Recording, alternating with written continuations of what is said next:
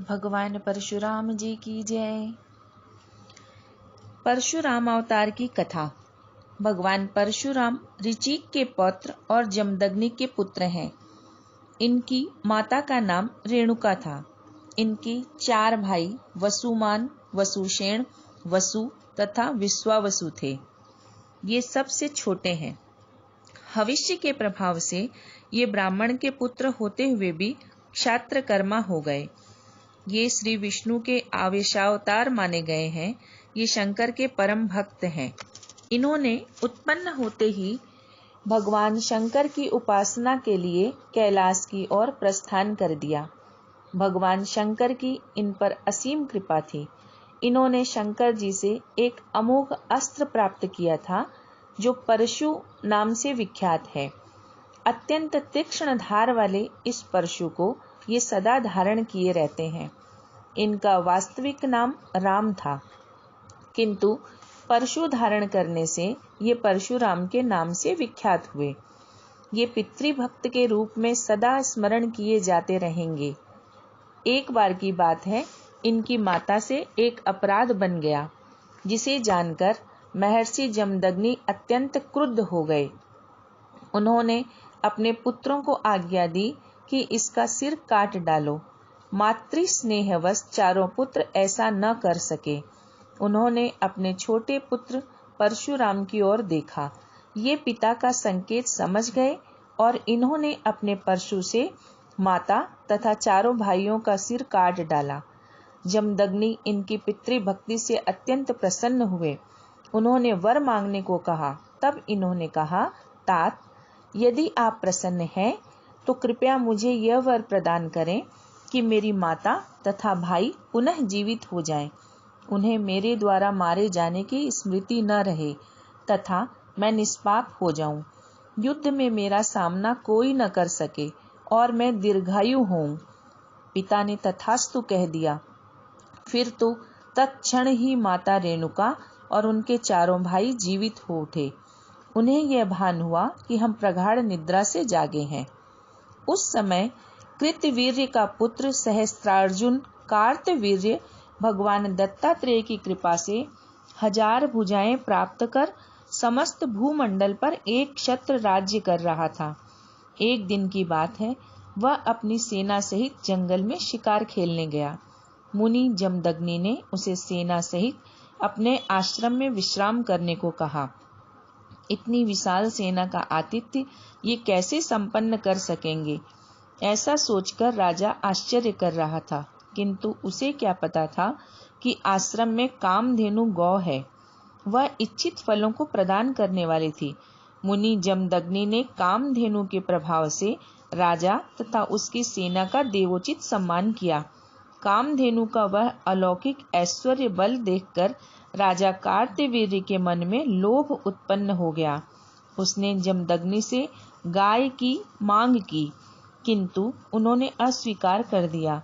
तब उसने शक्ति का प्रयोग कर बलपूर्वक कामधेनु को छीन लिया और अपनी राजधानी महिष्मती चला गया। परशुराम जी को जब यह ज्ञात हुआ, तब वे क्रोध से कांप उठे। उग्रता के प्रचंड विग्रह रूप परशुराम जी अपना धनुष बाण तथा परशु लेकर शीघ्रता से दौड़ पड़े। महिष्मती में दोनों का घमासान युद्ध हुआ। इन्होंने उसकी सहस्त्रों भुजाएं काट डाली और अंत में उसका सिर धड़ से अलग कर दिया। सहस्त्रार्जुन के 10,000 पुत्र सेना सहित भयभीत होकर भाग गए। कुछ ही दूर पर इन्हें कामधेनु दिखाई दी, जो कातर नेत्रों से इन्हें देख रही थी। ये गाय के पास गए और आदर पूर्वक उसे आश्रम पर ले आए। परशुराम जी ने सोचा कि पिताजी मेरा यह वीरोचित कार्य देखकर प्रसन्न होंगे, परंतु उन्होंने कहा, वत्स, चक्रवर्ती सम्राट का वध ब्रह्म हत्या के समान महापातक है। ब्राह्मणों का सर्वोपरि धर्म क्षमा है। तुमने धर्म नीति का परित्याग किया है, अतः आपको प्रायश्चित करना होगा। पिता की आज्ञा से वे 1 वर्ष तक विभिन्न तीर्थों का सेवन करके वापस आए। तब माता पिता ने प्रसन्नता पूर्वक इन्हें आशीर्वाद दिया। सहस्त्रार्जुन की तो मृत्यु हो चुकी थी, किंतु उसके पुत्रों के मन में पितृ प्रतिशोध की आग धधक रही थी। एक दिन की बात है, जब परशुराम जी अपने भाइयों के साथ वन में दूर गए हुए थे, तब अच्छा अवसर देखकर उन्होंने छद्म वेश से आश्रम में प्रविष्ट होकर महर्षि जमदग्नि का मस्तक काट डाला और शीघ्रतापूर्वक मस्तक लेकर भाग खड़े हुए।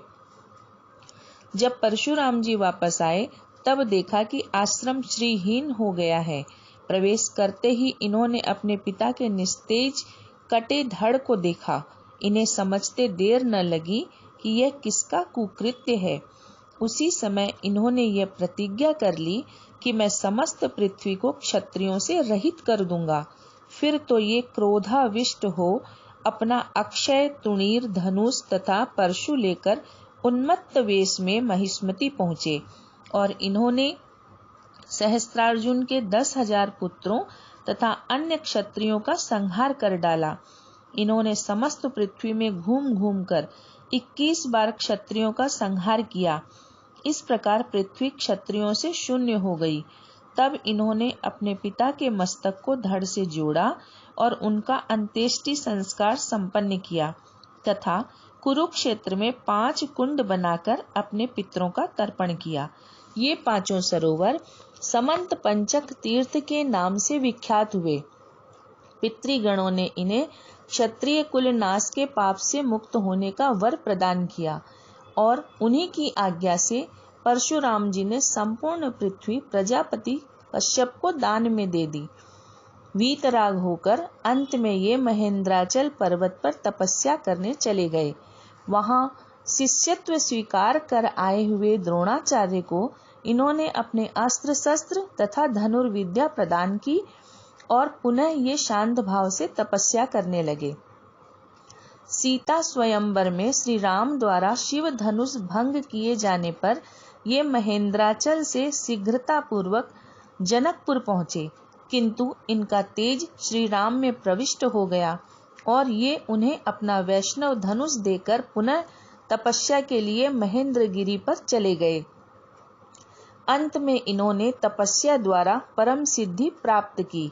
ये चिरजीवी हैं और यावत जीवन ब्रह्मचारी रहे।